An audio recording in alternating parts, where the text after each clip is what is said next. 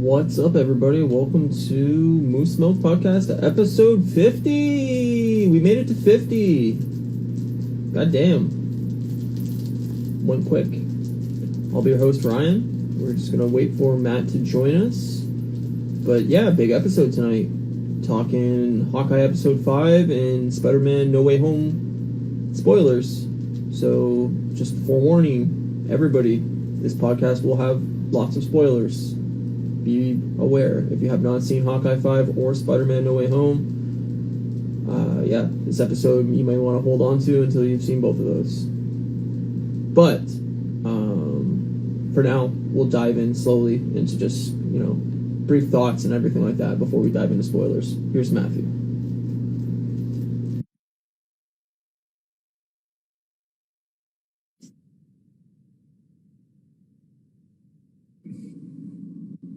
Matthew? Sir? What's up, buddy? Just living the dream, baby. Living the dream. Living the dream. You know what that's like, right? Oh. Daily. Hourly. Daily. Constant dream. Gosh, just fucking dreaming. Just dreaming, just living life full of dreams. Full of dreams. I'm trying to move my camera back so I can...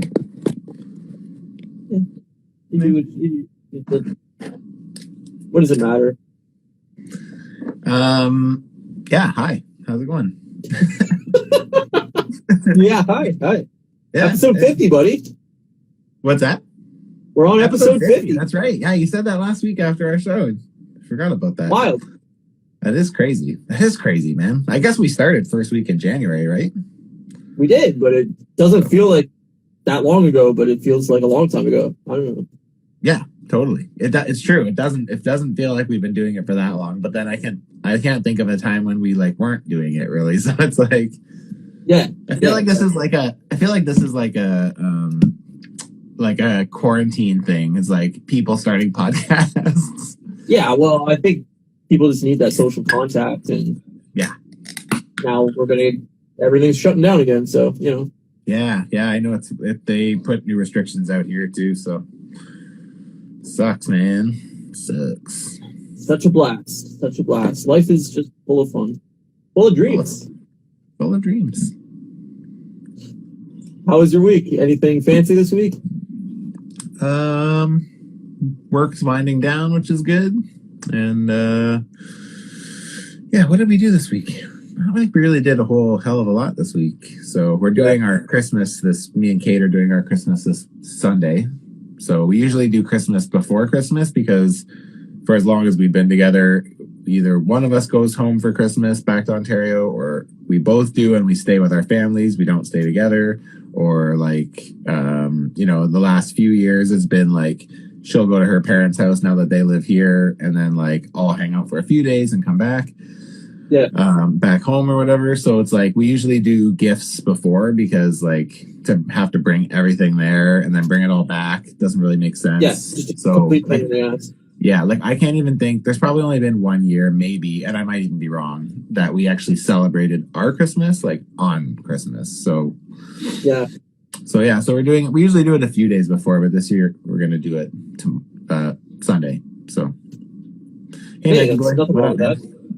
Yeah. So we'll do that, and then we just watched.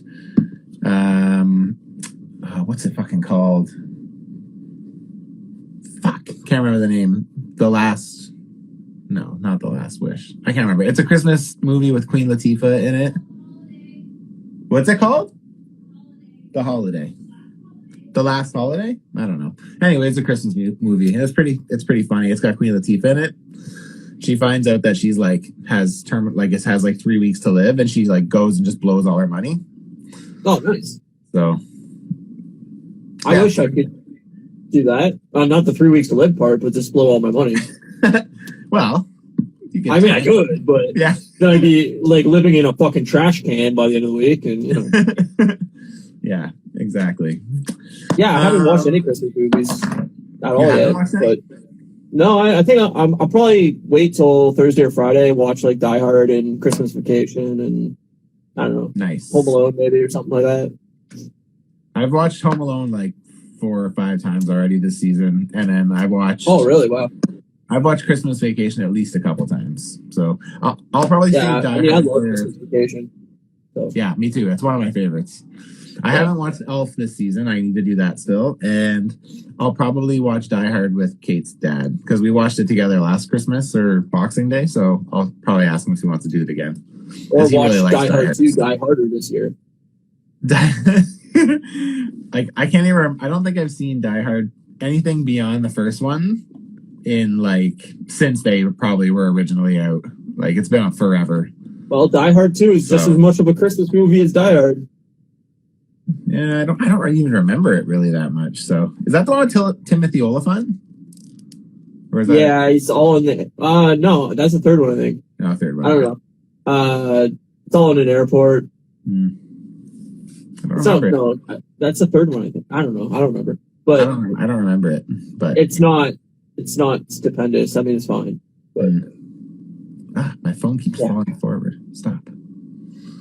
I miss Die Hard. I wish they could make Die Hard a new Die Hard that would be good, but there's just no way to do it because Bruce Willis is now 87 years old.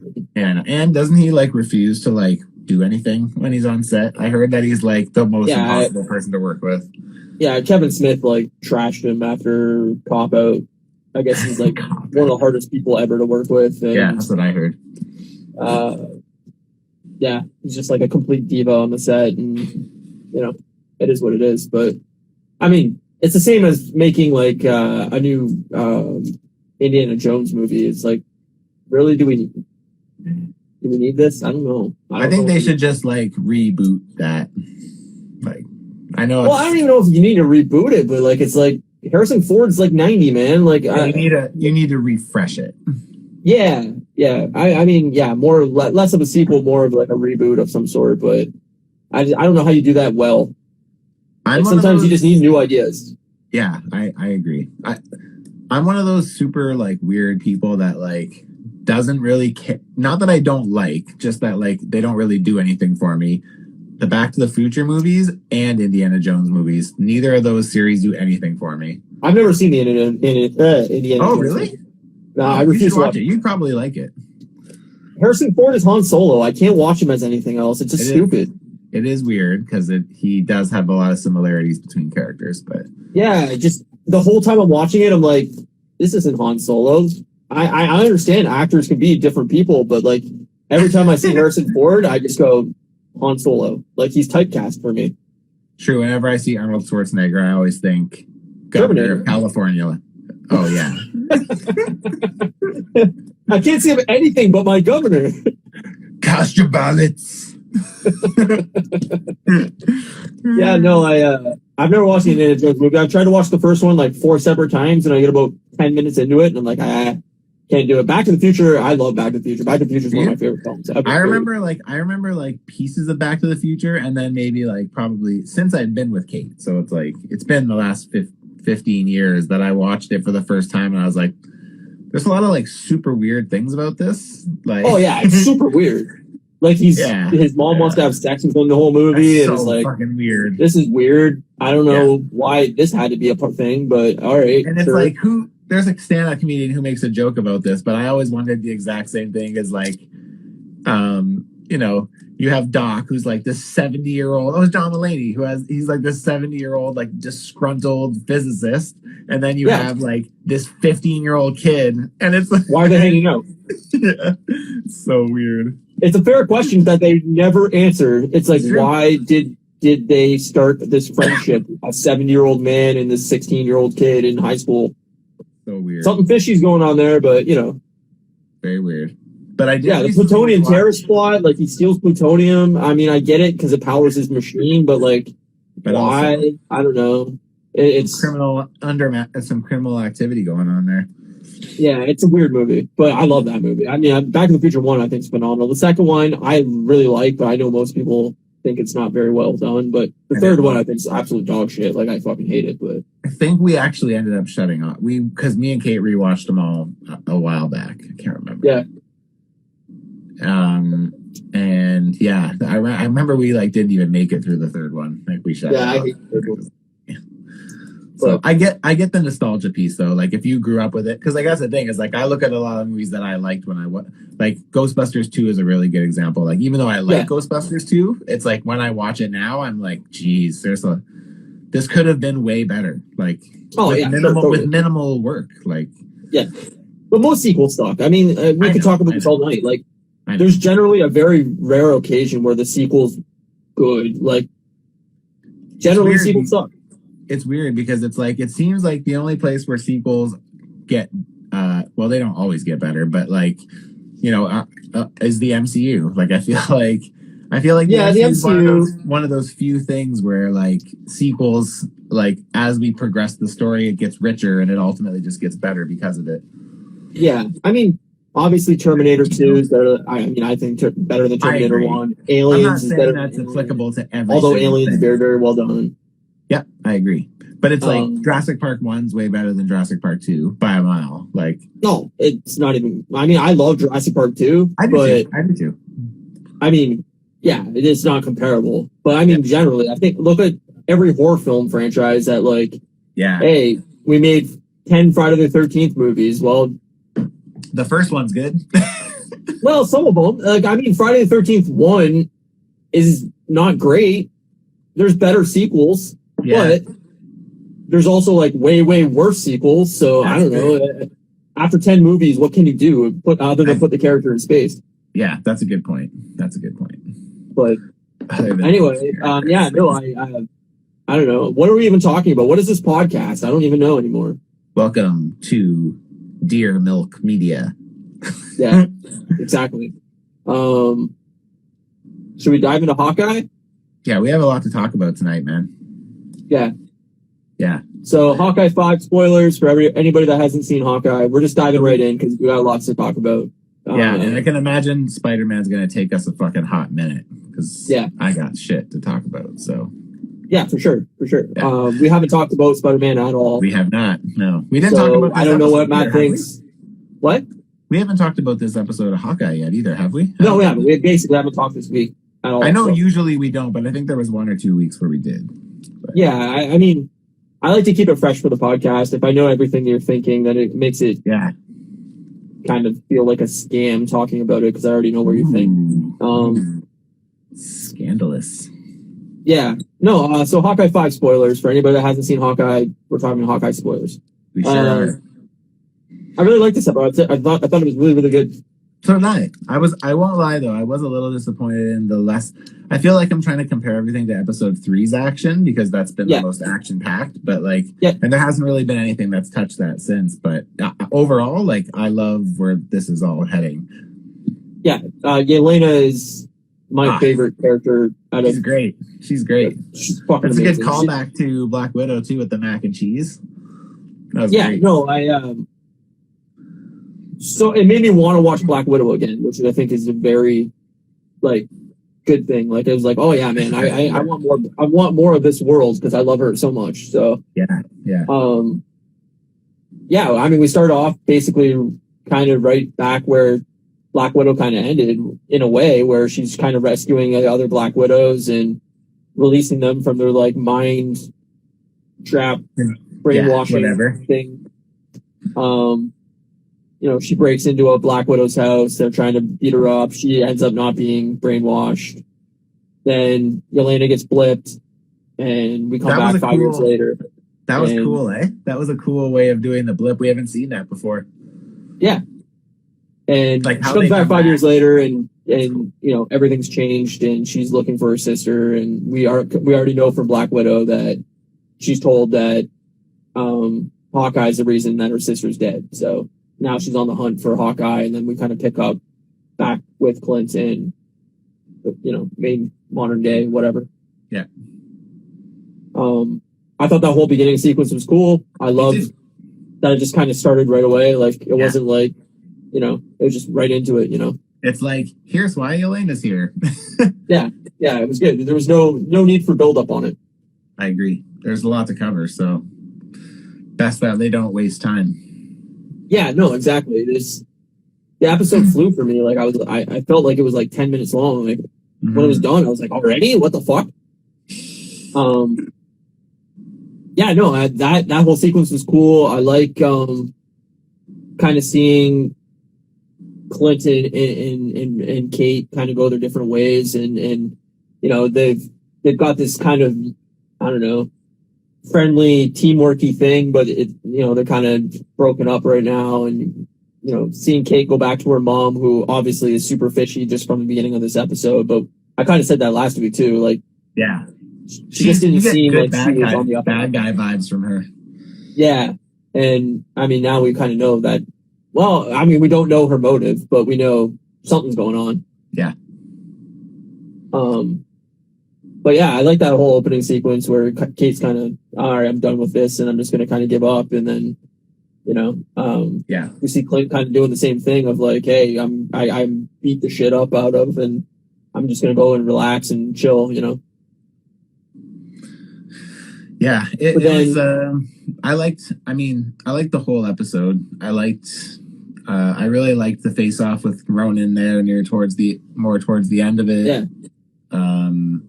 And yeah, I loved that whole part with Yelena and Kate in her apartment or whatever.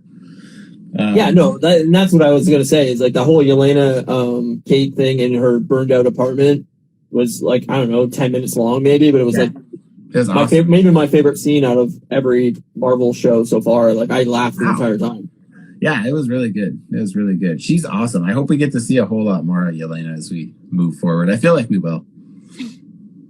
I think they're also kind of setting it up for the future of like what happens with her, and I don't know, like, I mean, we can get into like the later episode in a minute, but like, I don't see that this last episode is going to have a shit ton of Kingpin in it. Like, I think they're really trying to set up Kingpin versus Echo in the Echo series.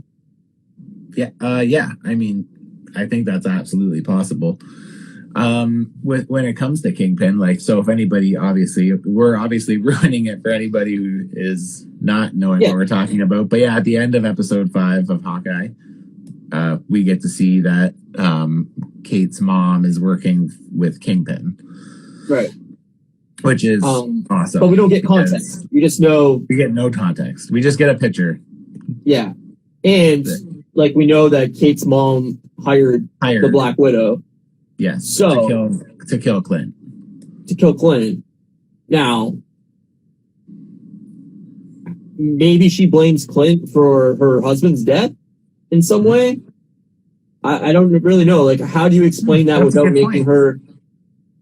Well, I don't think it's his fault in any way, though. Like, I don't know how you go, oh yeah, that's Clint's fault. Like, no, there's an alien invasion on Earth. Like, well, the thing is I feel like the dad has to be coming back because I'm not sure if you know, but like the person who they cast to play that character, they de-aged him for that. Oh, okay.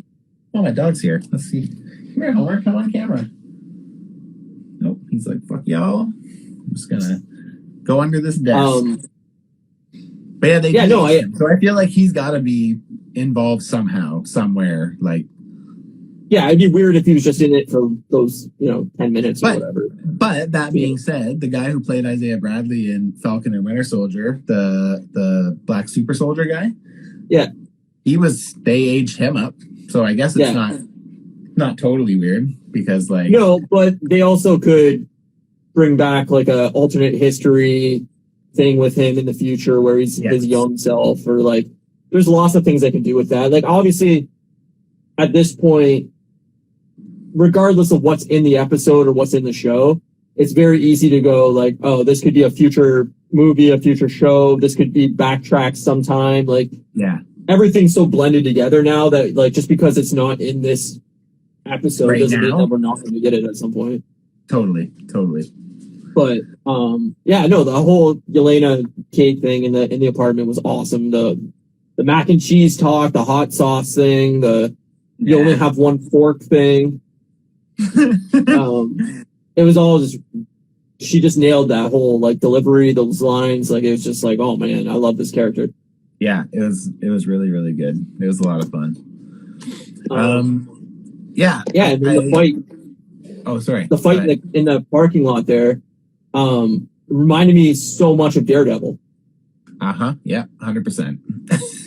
Like I don't know if that was intentional because of bringing in Kingpin or what, but like even how it was cut, eh? Like yeah. It was just straight up Daredevil, like the shadows, somebody grabbing them out of the shadows and like using the shadows to your advantage and like all that stuff. I was like, I mean, I don't know if that's their intention or if down the line we're going to get some kind of Hawkeye Daredevil thing, or I don't know, but it was cool. I wonder if we're going to see Daredevil show up in this. Like, we're seeing Kingpin now, so I wonder if next one, because like in the comics, Echo and Kingpin and Daredevil are all very much tied together. So yeah.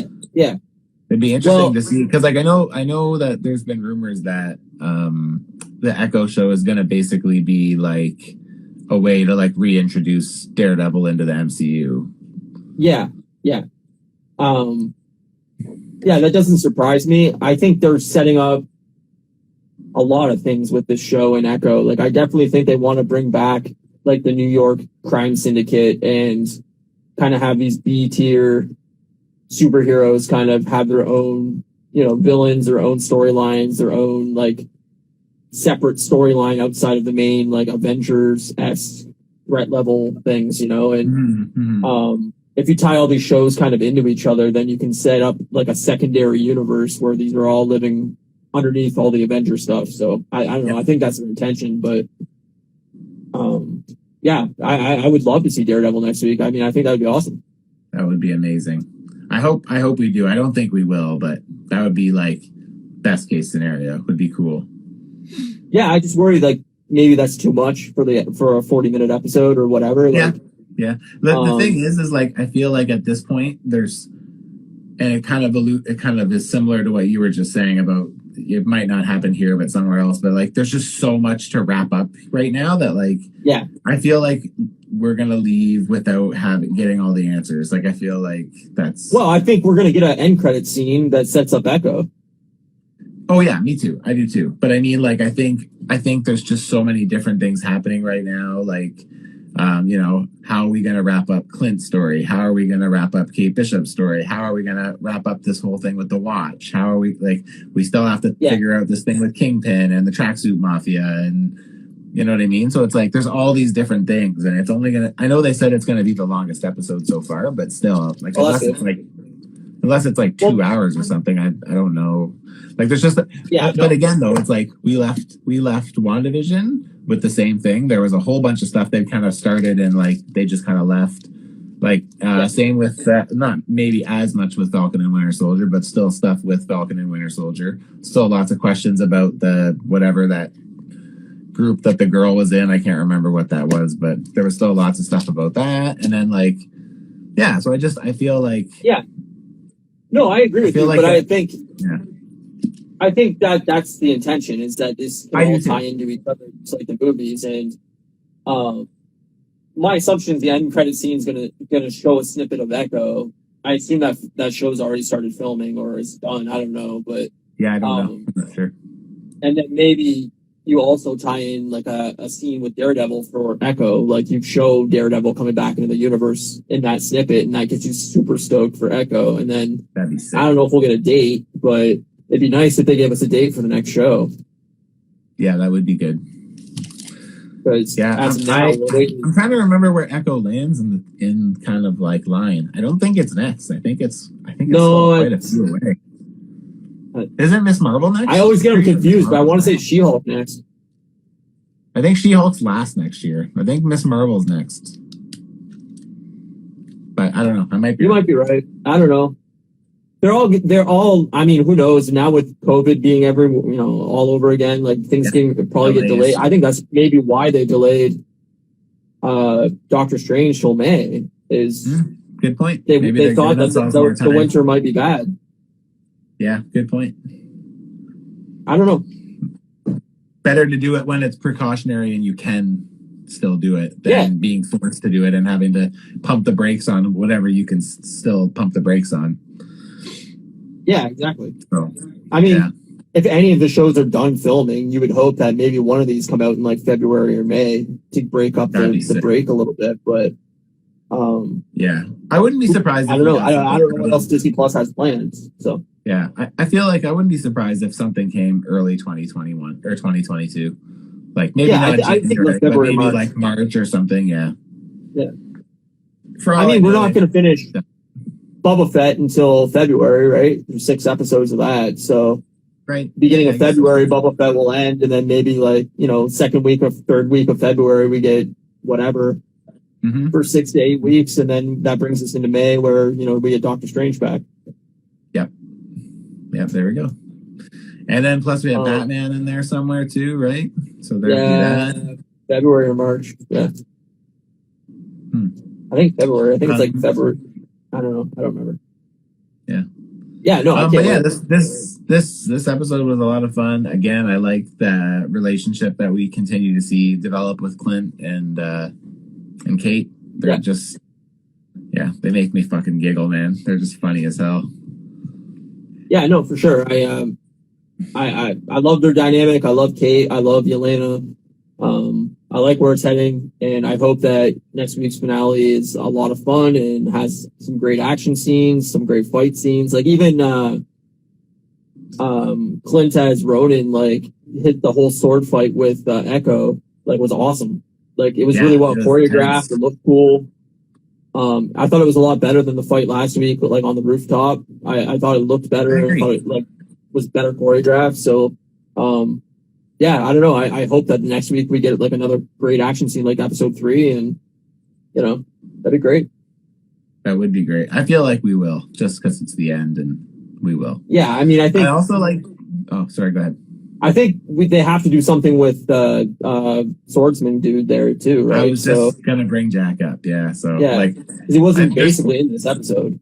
I wonder what's gonna happen there, because it's like, there's a pretty good chance that Eleanor's or like Kate's mom or whatever could potentially be like good with the weapon as well, right? So like, maybe Yeah, she's I the think so one who too. killed Jack's dad, and then Yeah. like Frank is somehow like maybe pinning a crime on him, like maybe.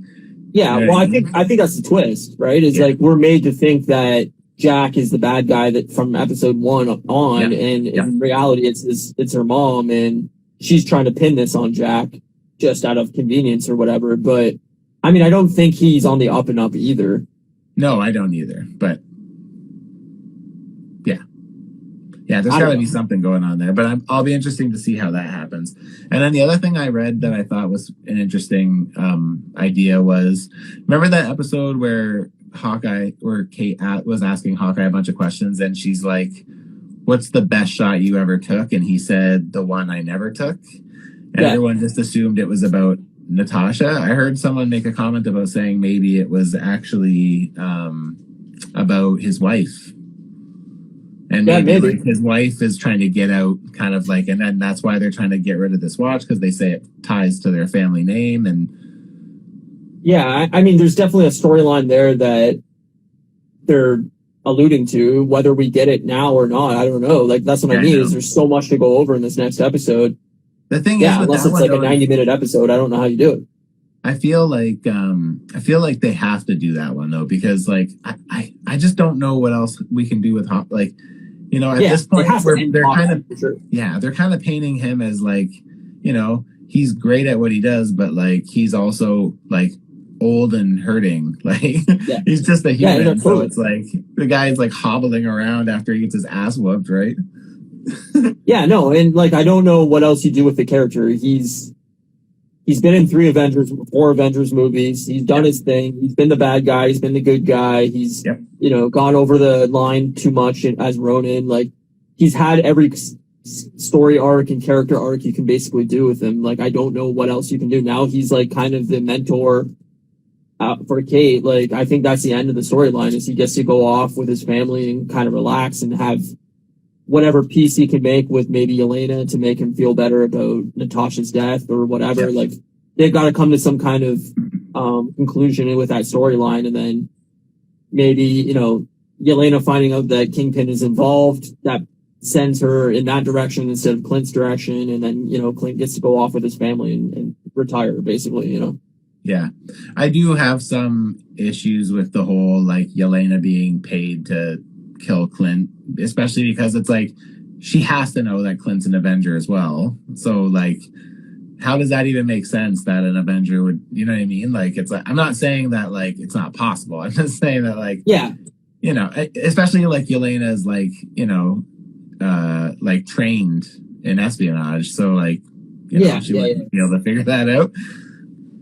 Yeah, no, I mean that's the one thing that I was kind of thinking about too is like, this guy saved the world multiple times. Yeah. I don't really understand why you wouldn't know that or wouldn't see like maybe there's more to the story than you're being told about him and Natasha, and like clearly he wasn't scamming Natasha for fucking whatever 20 years of their friendship or whatever the span of it was, just so he could throw her off a fucking mountain. Like, yeah, what did he get out of that? Like, he didn't gain anything out of that. Well, I like how they continued this episode with more of that, like kind of like PTS kind of thing, where like he about losing that, right? Because it's like when he said that again, they kind of that scene was great. Flashback. Yeah, it was awesome, man. It was great. Man, they're doing a great job at making me like really like Clint Barton. Like, but that's what we keep saying, right? It's like I always thought he was fine, but like seeing like this way, like the way they're doing this, where it's like he continues to like, you know, talk down about himself and how he's just kind of like a weapon and whatever. Yet, like constantly having people. It's like it seems like every episode, someone randomly makes a comment about him saving the world, right? And it's just, you know, I think Jack said at one point, and then like the first episode with the guy who pays for the dinner, and then like, you know what I mean? It's just, it's cool. What they're doing is working. Like they're humanizing the shit out of them, and it's like, yeah, it works really well. I totally agree. I think they're really. I mean, we'll get more into it when we talk Spider-Man too, but they're really good at making us like characters that maybe we did, or movies that we didn't really like before. And I think that just comes with time and patience. You get better writers, you get better directors into the universe, and things just improve. And some of those early Marvel movies aren't great, and I think they realize that, and they go, okay, how can we make these better? How can we improve these characters? And you know, for the first whatever 2 phases of Marvel, like Hawkeye didn't really do anything. Yeah, he was the guy that was in the background. He just shot arrows. Yeah. He had no character development, really. Like, nope. Even in Endgame, really. Like, even like if you really take in like put in the fact that like in the Endgame movie or whatever, we saw a whopping like minute and a half of Ronin. Like, that's not enough to.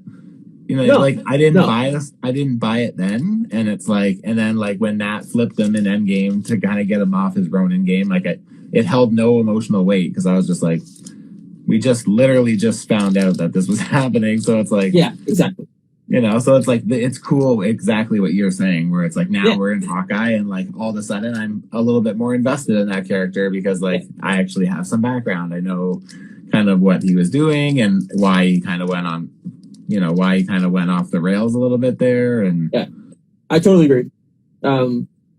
They're good at making you like a character that maybe you didn't love before, and like I said, I assume this is the end of Hawkeye, but clearly, like Kate Bishop, I think is going to become a very big part of this world. Me too, big time. But she fits right in, so it's great.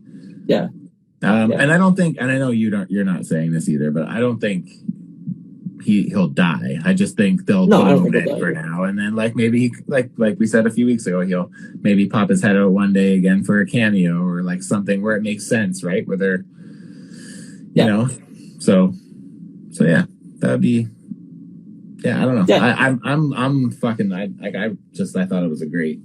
It was a good episode, and it got me so pumped for the next week's one. So as soon as I saw, even though I knew Kingpin was coming. It's like that last scene I saw, and I was like, oh, it made me happy that he wasn't. Remember, I sent you a few weeks back that rumor thing that was saying that like they're saying Kingpin, they made Kingpin way bigger. They gave him like a fat suit, and like I'm so happy they didn't do that. Yeah, I mean, I until we see him in person, I'm not gonna like, you know, say like, oh, 100% they didn't do that. Like, no. Who knows? Maybe he's huge. Size comparison, he's only a little bit bigger than her. Like, yeah. So you know, And they can explain that easily. Like, while he's in prison, he lifted fucking weights constantly or whatever, and he got bigger and, whatever. Like, as long as they don't make it, like, ridiculously cartoony or anything like that, like, I'm fine with it. Well, that was it. Did you not see those Photoshop pictures? Yeah, okay, yeah. Like, they didn't make him muscular. They made him way bigger, like, fatter. Like, yeah. So, yeah, I'm super excited because, like, anybody who's heard me kind of go off on the whole Kingpin thing before, like, I guess in fairness, he had more time than any other bad guy in the MCU to really develop a character. But honestly, like, by the end of Daredevil season 1, I was like, that's the best villain we've had in the MCU ever. Like, yeah. And he's just a powerful guy who knows people. And I mean, he was physically imposing, but I mean, if you put him in a room with Thanos would fucking wipe the floor with him, right? Like, no, of course. But like, even with Thanos, like, Thanos is an awesome villain, but like, we never really got like a massive amount of like storyline for Thanos. Like, I think we did compared to everybody else, but I mean, again, still, it doesn't really touch what we got with Kingpin. Like, we got and that's what I mean. Kingpin, so it's like, we basically got a mini movie just about Kingpin. Yeah. So, you could supercut those 3 seasons together to get a Kingpin movie. Oh, fuck yeah, easily. Yeah. So, yeah.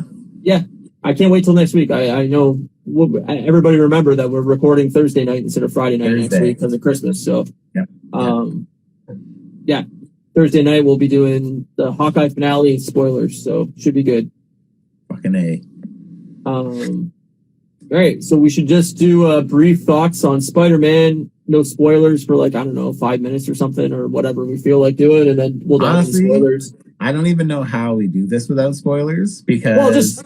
Did you like it? Did you hate it? Did you love it? Where does it rank in your Spider-Man films? What did you think? I'm actually, I want to see it again before I really carve a place for it. But in all honesty, I don't think this was just the best Spider-Man movie. I think it actually is one of the best MCU movies. Like, I would agree. Of everything. Like, I would agree.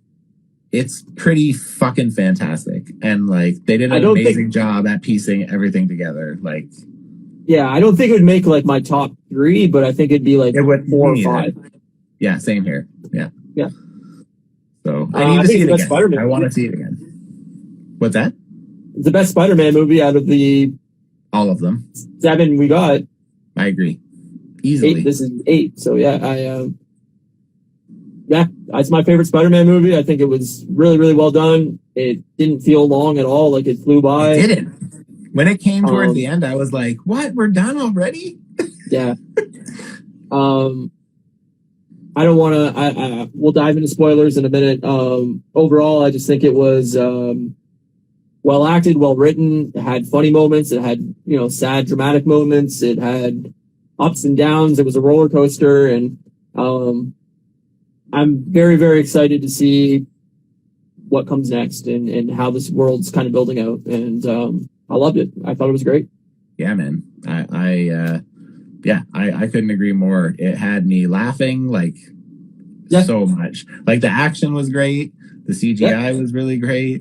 I love the dynamic between Peter, Ned, and MJ. Like, even more so this time. It was so fucking fun. Like, I had a few times where like I was crying because it's like it's fucking sad and tragic and like it was great, man. Like, nostalgia, like total kick in the face, and even like without spoiling anything, right? But it's like it's not a spoiler to say we're seeing like familiar faces in Doc Ock and Green Goblin and Electro and Sandman, and for the most part, all the way those characters were handled were like insane. Like, it was just it, like, talk about redeeming, and that's what I want to dive into with spoilers is they nail that redeeming thing. But Jesus, perfectly. We should bleed into spoilers here so we can just keep going with it, because honestly, like, we could talk all night just about that. Like, oh yeah, totally. So for people just joining us, we're talking Spider-Man No Way Home spoilers. So if you have not seen Spider-Man No Way Home, be warned, we are talking Spider-Man No Way Home spoilers. We both see the movie. Randomly every once in a while go, spoilers! Yeah, be prepared. Spoilers! Yeah. It was great. It was amazing. My biggest complaint about the movie overall would have been the trailers were too spot on, and I kind of knew exactly what we were getting from the trailers. There was no major surprises for me during the movie. Oh, really? See, the thing that I thought about, I agree. It's like watching the first 15 minutes of the movie is just like watching the trailers because it kind of all happens right there, except maybe a couple parts. But but the thing that I liked, so it's obviously we knew what they were kind of going for, but they still kind of had a little twist on it. I liked that. I like that we got to see Doc Ock kind of have his change of heart again, like he does in his original universe. I like how we have Green Goblin kind of playing along and then actually not really playing along. It's well, he had his split personality thing, right? Yeah, I think part of that was not him playing along. I think that was the good Norman Osborn that wanted to do the right thing, and then I think at some point he flipped and. Oh, didn't he say? Doesn't Green Goblin say that he was just doing that? I thought he did, but I might be wrong. Oh, I don't know. Maybe yeah. We shouldn't go down that avenue yet because we could talk. We'll just go through it a bit more naturally. But yeah, I thought all the villains were handled so well, and it was cool to actually give them a chance to actually kind of shine, right? Even though we didn't spend a shit ton of time with them. Our heroes engaged with them enough that it kind of did help us kind of learn more about those characters, right? Even Max, we finally get he's in this universe and he looks different and he's feeling it, right? He's oh man, I kind of this, and it's it's cool because it's in his universe he's a total fucking loser, right? So well, that's what I mean is that was my point with the whole redeeming of character thing with Marvel is they clearly knew that most of these villains, everybody loves Dr. Octopus and Spider-Man 2, but those movies don't really hold up well. The Amazing Spider-Man movies are not very good. And they took the villains from them and they decided hey, we want to make these villains good and bring them into our universe and show that they can be done well. And it's again that whole Marvel mantra of, hey, this is a weak point in our universe, and we're gonna improve it by, changing it a little bit or showing more scenes from that movie or that era, and just basically making things better by better story writing. And they've redeemed these characters, and they make fun of themselves in so scenes in the movie where, they Andrew Garfield's Spider-Man is ripped on in a few times in the movie where when our Tom Holland Spider-Man is oh, I was in space, and then Tobey Maguire's Spider-Man was oh yeah, I fought a black goo alien, and then he's Andrew Garfield's I fought a Russian in a rhino suit. It's true. He never got that great villain, that great scene where it was oh wow, it's all on the table. Electro looked okay and had some cool scenes, and Lizard did some cool things, but he never got that crazy cool scene that was oh wow, and that's why the franchise died. That's why we moved on. I think the thing that I like the best about playing with those old characters is how much they kind of pick on them. Because the thing is how many times did they reference fucking eels? How Electro fell in the thing of electric eels. Yeah, you got to learn how to fall better. Oh man, it was just so good. It's that, and then even how they make fun of Doc Ock. It's his name, and it's your name is actually Otto Octavius. It's ridiculous. It is ridiculous, and it's fucking so funny. It's on the nose, and it's just they play with it so well, and it's so good. And even just calling Andrew Garfield Spider-Man 3, it's they know that he's the weakest one. They know that he's that those movies are the weakest probably of the entire franchise. And but having said that, I think he's a way better Spider-Man than Tobey Maguire's Spider-Man. So for anybody who is listening to us and they don't care about spoilers and they haven't seen it, if you haven't realized by now, we get to spend some time with Andrew and Tobey with Tom Holland as well. So it's the three Spider-Men together. Well, let's start at the beginning and let's set this up, I guess, a little better. Yeah. You haven't really I was talked about trying the to beginning draw of the back, movie. but then we kept getting pulled in. But so we start with basically a scene like right after the last movie ended. It's basically picking up exactly where Far From Home ended, with everybody finding out that Spider-Man is Peter Parker, and J. Jonah Jameson's blasting it over the radio. Everybody thinks he's responsible for Mysterio's death. He's kind of villainized. The media is after Zendaya because she or Mary Jane, or not Mary Jane, MJ, because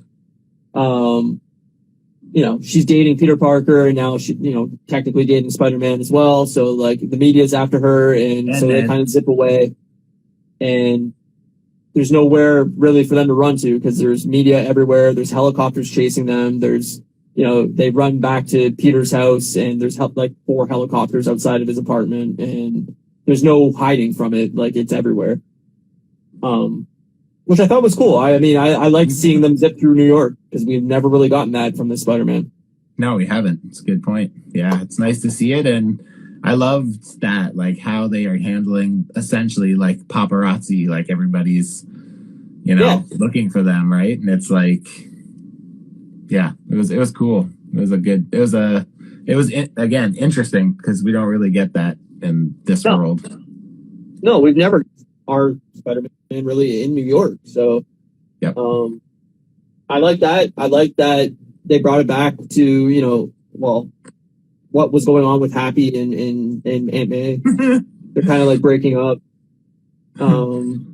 We see Happy like crying and whatever, but then like they quickly have to change because Peter's trying to keep away that everybody knows that he's Peter Parker, so he's like shutting blinds around the house and everything like that. And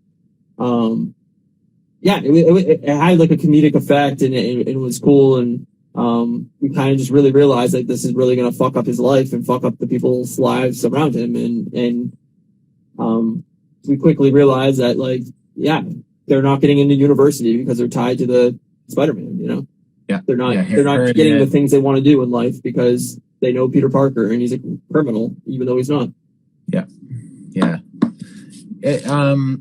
I liked that dynamic, even though it didn't last. I mean, I guess it technically lasts the whole movie, but I mean, like we didn't really spend a ton of time with it because once things started moving, they kind of dropped the whole like paparazzi thing for the most part, right? So it's not just the paparazzi thing, but they also kind of dropped the whole Mysterio thing. Like, there's never really a conclusive answer to like people being like, oh, like, did he actually kill Mysterio, or did Mysterio? It's all like, there's never really a conclusive answer. But all this happens over like 2 days or something, right? Like, it's very quick, clearly. So like it wouldn't, and especially with the outcome of the movie, which I won't say just yet, but like with the outcome of the movie, it doesn't surprise me that like we probably won't hear about Mysterio again until he shows up. Which, man, he's gonna have to show up at some point, I'm sure. If that's because the thing is like Mysterio was a team, right? Like I know Jake Gyllenhaal was the main person, but I mean he didn't do it by himself, right? So wouldn't be surprising to me if we saw. Yeah, it wouldn't be surprising to me if we saw him again, even if Jake Gyllenhaal's dead. Or his dead. Sorry, not him. But I don't think he's dead, though. I honestly, I would be surprised if he's actually dead. I think they're smart in trying to keep villains alive now. And think of who you're talking about. And again, this whole movie, a big part of it is that Peter is trying to like not kill villains. Right. So it's like I have a hard time believing that he would try to kill Quentin Beck just you know what I mean? Like, yeah, he always seems to pull his punches, right? So, yeah, no, exactly. And I mean, we'll get into the whole ending in a minute, but like the fact that basically every every villain that's brought in is still, brought back to life in a way, like they can easily make these universes collide at some point again, or in some way. I don't know how you do that story wise, but like, at least all these villains exist again, and they have all the toys in the toy box again to do whatever they want with. Yeah. Before we get there, we should say like so basically what happens after we're seeing like Ned and MJ and Peter all getting rejected from universities and colleges they want to go to because of who they are. Peter goes to Doctor Strange and basically asks him to like make it so people don't know that. Was it that they don't know that he's Spider-Man? Is that what it was? So they didn't know, except he wanted. So the world forgets that Spider-Man is Peter Parker. Basically, right. He wants Doctor Strange to make a spell so that everybody forgets that. Well, not in his mind, but that in Doctor Strange's mind, everybody forgets that Peter Parker is Spider-Man. But then quickly we realize that Tom Holland, if that happens, his whole relationship with MJ is going to kind of fall apart, is because that's kind of the way they met and kind of the connection they had. Him and Ned have been doing this since, square one. So that friendship kind of falls apart. It was really hard for him to tell Aunt May that, he was Spider-Man basically. And he doesn't want to put her through that again if she forgets it. So like, it was just this whole thing of, as Doctor Strange is putting out this spell, he keeps putting it like he keeps changing it. Yeah, he keeps tampering with it basically, and then it's fucking up the spell and basically making it more and more complicated for the spell to actually exist because he keeps wanting somebody to know that no, he is Spider-Man. Which I don't know. I guess like I could see that argument there of like why would Doctor Strange do this spell in the first place? Like I agree. That's one of my only things that like I say I would have an issue with this movie was like that one part. I just thought it was like sloppy like writing, because it's just like we need a reason for this to happen. Let's just make Doctor Strange do something he wouldn't really normally do. But then again, when I think about him in like his movie, he was pretty reckless. So, I mean, he seemed to have gotten better once we got to like Endgame and Infinity War and stuff, but like he did seem pretty like would use his powers for weird things and like not really. I don't know. Well, he's an egomaniac, right? I mean, like totally. He kind of learned his lesson in the first Doctor Strange movie by the end, and I mean, like he seems like he's hammered out his powers really well between Infinity War and Endgame. So like, if this movie was before the Infinity War, then I would kind of have more belief in it that like he could fuck up the spell and like he didn't know what he was tampering with. But the fact that we're in present day and he's fucking up the spell, then it kind of I had a hard time kind of believing that aspect of it. But then again, like he's trying to concentrate on the spell and Peter won't stop blabbing on and changing the spell and whatever. Like who knows? Whatever. It is a little bit of a plot hole, but again, like, if I was Doctor Strange, I wouldn't have done the spell anyway. I'd have been like, man, Tony Stark came out as Iron Man fucking day 5. Like, you'll be okay. People can know that you're Peter Parker and Spider-Man. Like, yeah, it's going to be annoying, but it'll die down. Like, everybody knows that Thor is Thor and fucking, Captain America was, like... Everybody else is everybody. Everyone knows. Yeah, nobody had really a secret identity. Like... Yeah, it's never really been a thing in the MCU. No, like...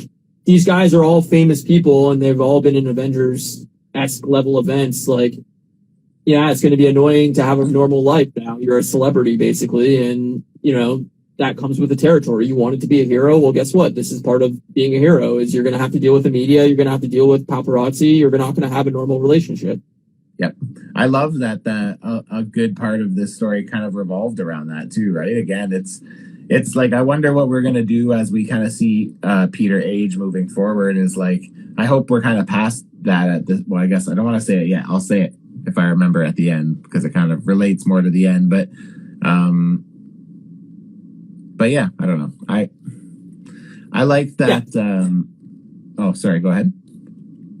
No, I agree with you. I think we have to touch on that later on, definitely when we get there. Yeah, for sure. Yeah. So yeah, basically the spell goes wrong and we get everything kind of leaking into our universe where, he's swinging on a bridge and we get Dr. Octopus rolling in. We get Green Goblin rolling in. What did they say?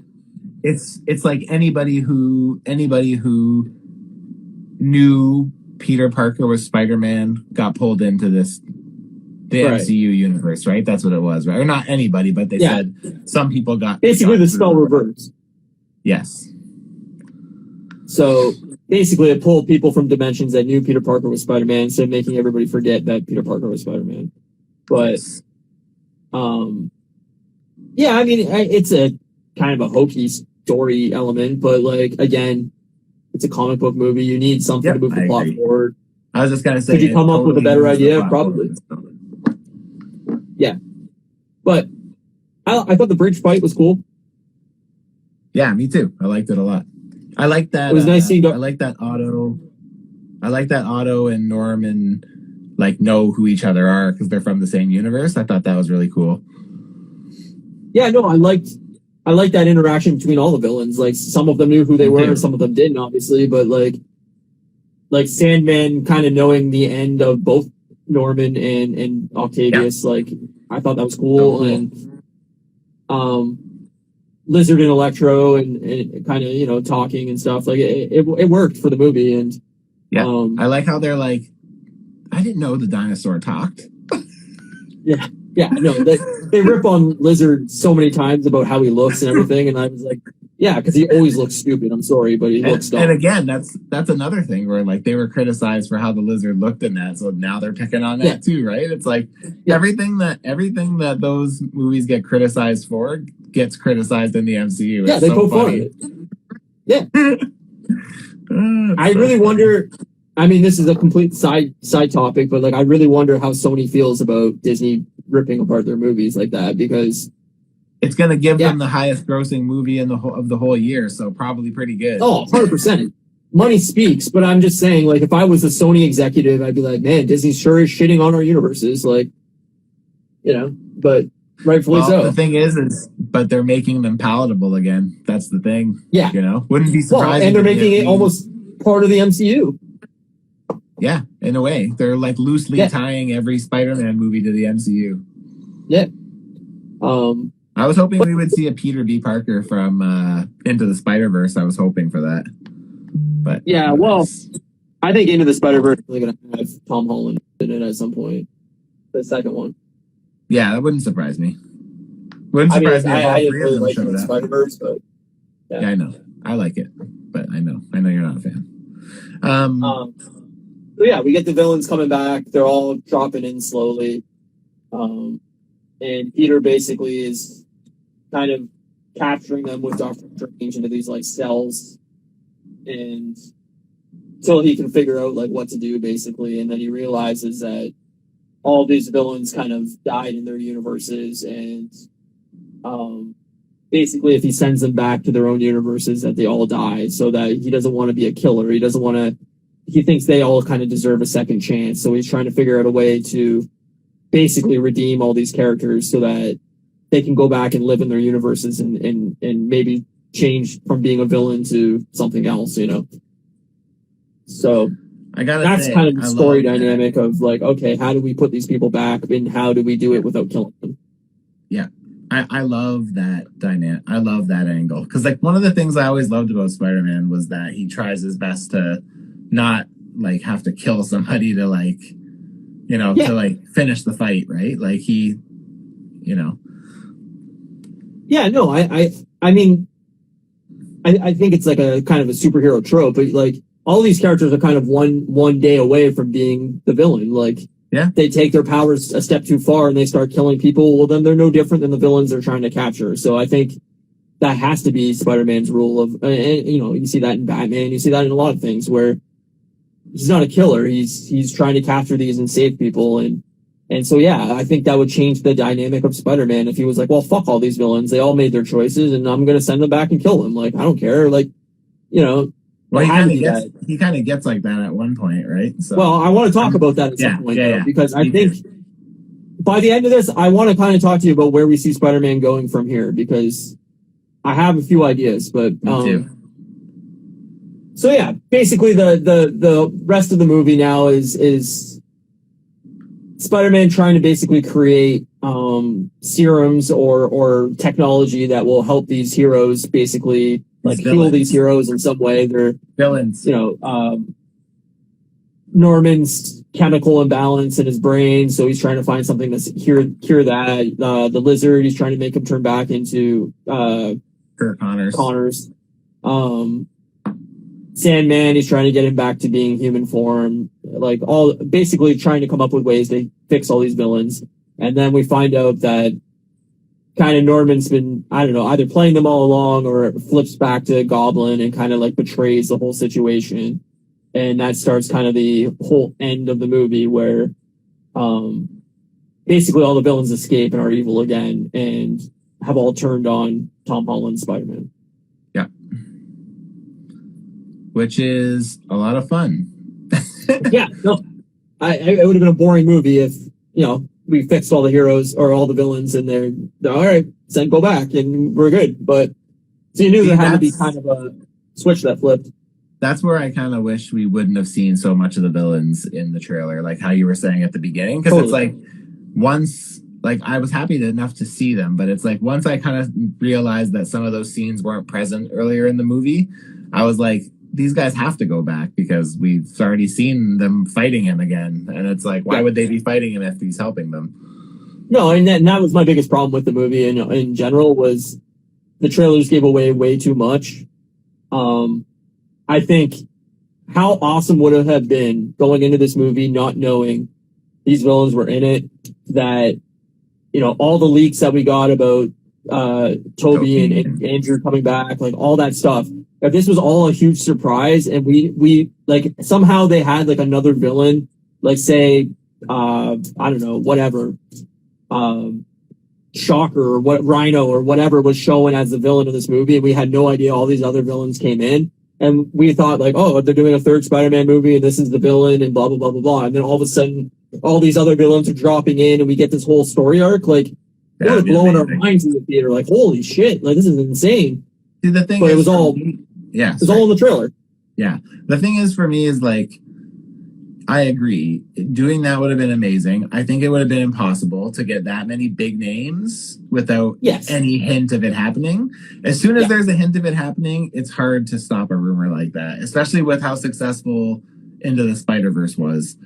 But the thing I kind of see is like, as soon as I saw Doc Ock, as soon as I saw Electro, as soon as I saw Green Goblin, I was like, Andrew and Toby have to be back. Why wouldn't they? Like, it wouldn't make sense for them to take these characters in, because if they're going to live in this world, like if they're just going to be the MCU's version, like they would never cast that old. They just wouldn't. And like, you'd basically be ruining main Spider-Man villains just for a face that people recognize. Like, so as soon as I saw those characters, I was like, there's no way that Toby and Andrew are not coming back. Like, it's just not in the cards. Totally agree. Hold on one second. I know this is annoying to do on a podcast, but I gotta let my dog out or he's not gonna stop barking. No worries. I'll just sit here and talk to myself. Yeah, so for anybody who's listening, I can't see if there's actually anybody, like my screen stopped moving, so the chat feature is not working. So if anyone's chatting and talking to us, I can't see you. But yeah, Spider-Man. We're talking about Spider-Man No Way Home, and we are spoiling Spider-Man No Way Home. So if you're just joining in, I was saying I can't see the chat, so I don't know if anyone's like, I don't know if... No, people are popping in and out, but no real chat right now. But I can't even see that, or like the viewer count, like it hasn't changed in like since we started. We didn't talk about it. We should talk about quickly at the beginning when it first comes out that Peter Parker is Spider-Man. We do get that brief scene with Matt Murdock. Oh, we didn't talk about that. We would have went back because I would have talked about that. Now, we knew it did leak in photos and stuff online, and I already knew about that, but I don't know about you, but that was the first big pop of this movie in the theater. Like, same. Like, I know you went to like a private thing, right? Where I don't know how many people were there. I went to a private viewing for Astonishing News and Reviews. He like rented out a whole theater and then gave tickets out for free to a bunch of like we have a local toy group that we are all part of. And like he gave it to a bunch of the local toy shops, like the little mom and pop kind of shops. And like they gave them out to customers. And so there's 100 seats. So, okay. but I mean, the thing is most of the people in there were nerds because they're either part of our nerd group or associated with us in some capacity. So yeah, everybody knew who that was. So when I wouldn't say everybody, like Andrew and Toby got bigger applause, but like there was still a big roar for Matt Murdock. Yeah, I mean our theater went like pretty excited, clapping and stuff, and like people were definitely surprised, which I was shocked by. Like, obviously, people didn't follow any of the stuff online and were just like blown away. But even I think there are audiences who don't really follow; they just wait, and then the movie comes out, and that's it, right? Because the thing is like if you just have that, like I have a friend who sees every Marvel movie like within the first couple weeks of it coming out. He's not a first night kind of guy, unless I'm with him, but he's still like, he doesn't follow it in any capacity other than just when he sees something new comes on, he's like, oh, this is out, I'm gonna watch this. So it's like for people like him, he would watch that and be like, oh, holy shit, like that would work on him. But I mean, for anybody who even follows, even from a distance, you would know about this. So yeah, it surprised me. Like when Toby and Andrew dropped into the, we'll get into those scenes in a second, but like the theater blew up. Yeah. Like, and I was like, holy shit, like people are shocked by this or surprised by this. Like, I mean, I didn't like yell or anything, but I was like, oh, this is awesome. Don't get me wrong. But it was like, I was blown away by how loud the theater got. Like, I haven't heard that kind of pop since fucking Endgame's, when Captain America grabs the hammer. Oh, yeah. Like, that was like the huge pop in our theater in that movie. And then when everybody came back through the fucking portals and shit for Doctor Strange, that was the other huge pop in that movie. And like, this was like just as big a pop. It was like, holy shit, man. People are loving this shit. Yeah, man. When they came back, it was huge. But yeah, Matt Murdock, it was cool to see. It was funny how he was just like, you need a better lawyer. Yeah. That was great. Like, when they threw the brick through the window and he grabbed it, he's like, how did you do that? I'm a really good lawyer. Oh, man. That's so funny. So nice to see him back in the universe. I can't wait for, a couple weeks from now, hopefully, or a month from now when they start talking about, like, hey, yeah, you will see him in this standalone show, or he will be in this, or, like, whatever they start doing press for Echo, or whatever the case may be. Like, I can't wait until they start talking about this a little more openly of like, oh yeah, he's going to be in this and this person's going to be in this and this is the villain in this. And like, we start really seeing the roadblocks moving forward of where we're going. Yeah. Did you happen to notice? Because I noticed, but like, it seemed like his version of Matt Murdock here was not quite so gloomy. Like he was a little bit more upbeat in the way he spoke. I felt like it was weird because I didn't find him to be his usual, like soft-spoken kind of like calm and collective self. Like he seemed more like peppy almost. Well, I'm curious of how they're going to explain all of this, right? Because I know they don't want the Netflix shows canon, but they are kind of canon. Just as much as I assume that they're going to make the Spider-Man past movies canon, but not really canon kind of thing. Like, yes. I don't think Disney wants to be tied to these previous products just because I don't think they want the taint of the MCU. They want control of like over these lesser movies. Yeah. Right. But I also kind of look at it as a long time has passed since the end of Daredevil. Who knows what's happened in Matt's life since then? The blip happened. Yeah. Maybe he's had a change of heart or a change of personality a little bit, like losing everything. Maybe maybe he didn't get blipped and Foggy and Karen did. And like, who knows? Like, things could have happened in his life where he's kind of had a change of who he is, and they could explain it a little bit that way of like, a lot's happened since the end of those shows and characters have changed a little bit, and we're not going to explain it away right now. Maybe eventually we'll get that backstory, but I think it kind of could just be painted to that, I can see that for sure.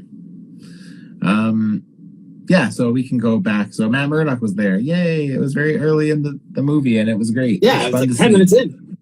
Yeah, it was good. It's like, I didn't expect it that early. I guess it makes sense narratively.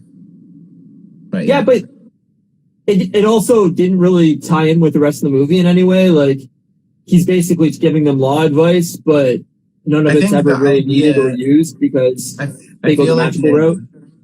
I feel like the idea, though, was more like they did that. They did do the magical route, but it didn't really take effect until the end, right? Because like they needed something to basically not have him get arrested. So Matt basically came in and was like, "You're not going to get arrested."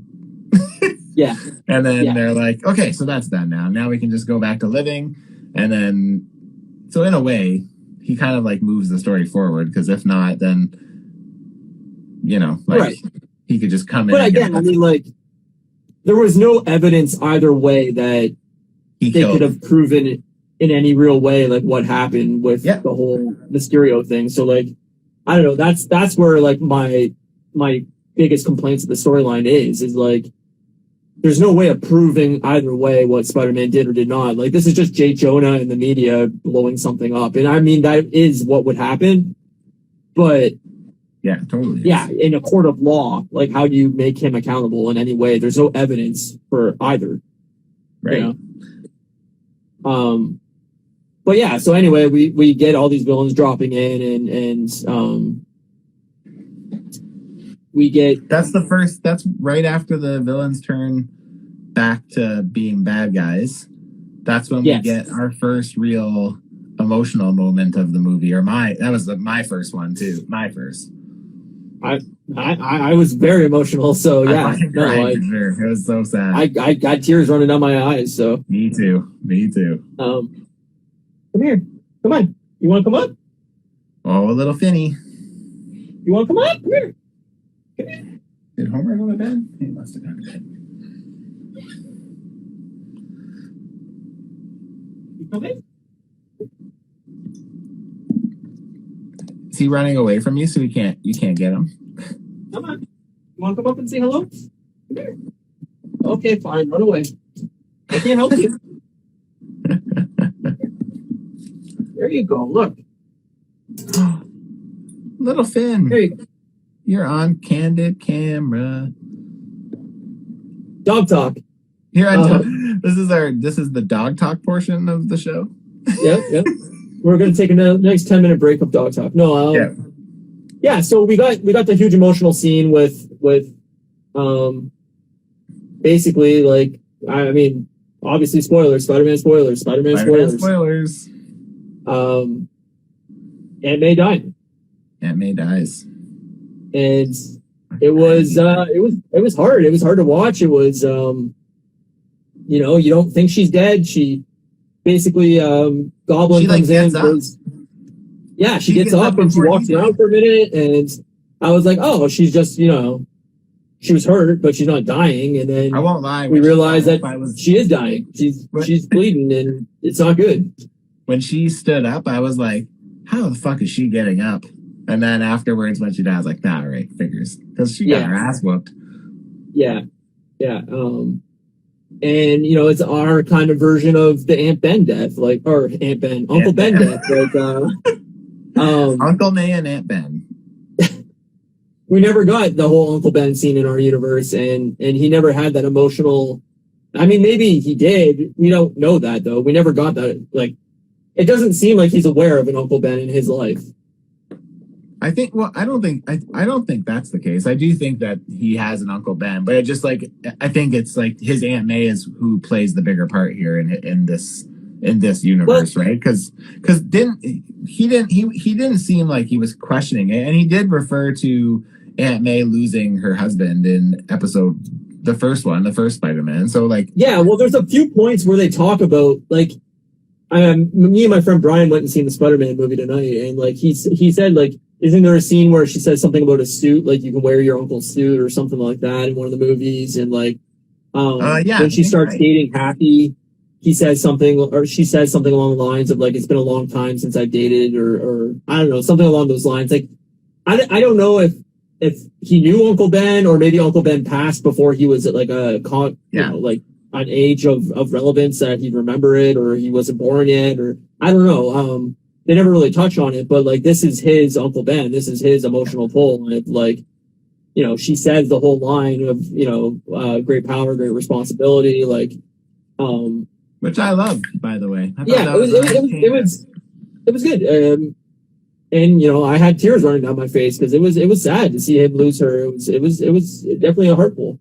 Yeah, man, it was tragic. It was is. I mean, I also just love Marissa Tomei as I love that take. Like, I loved that.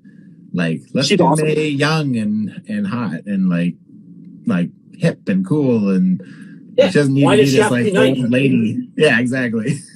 Right. So No reason yeah. for her to be 90. She can be a hot in it. Yeah, totally. She was awesome, and she'll definitely be missed because she was. Yeah, man, it was so sad, just so sad, and it's like that's the first. I feel like that's like the first time we really see Peter like see like, holy fuck, this is what happens when you know me. Like, this is what being associated. I know there's like other things with like the school and them not getting in. I realize that, but that's like minor in the sense of like your family members dying because you know what I mean? Right. And it's like, again, we get Norman Osborn, who totally plays that up and is like, she only died because of you. Like, if you weren't there, she wouldn't have been there, and she'd still be alive. And and then we get the scene of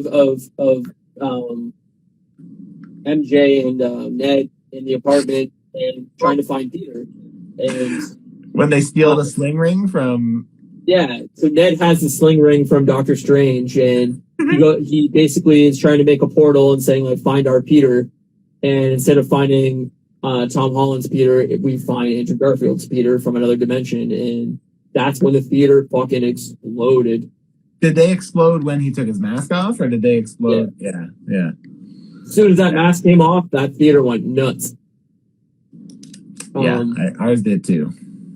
So then we get him, and then so they have like a scene of trying to figure out whether like what is exactly going on. So they make him crawl on the ceiling.